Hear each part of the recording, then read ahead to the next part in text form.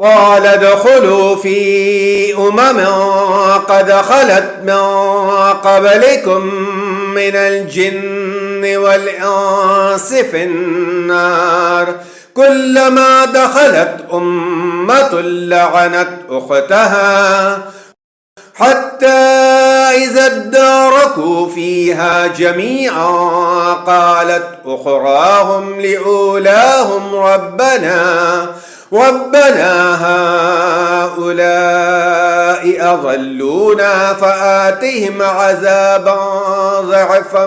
من النار قال لكل ضعف ولكن لا تعلمون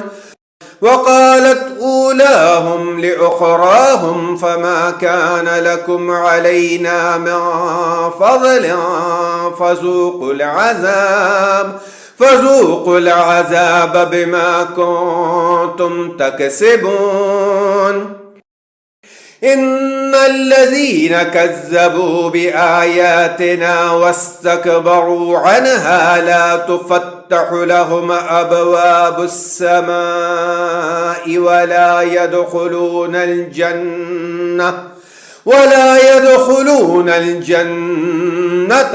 حتى يلج الجمل في سم الخياط وكذلك نجزي المجرمين لهم من جهنم مهاد ومن فوقهم غواش وكذلك نجزي الظالمين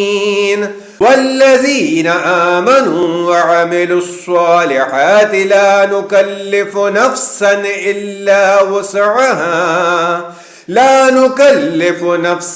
إلا وسعها أولئك أصحاب الجنة هم فيها خالدون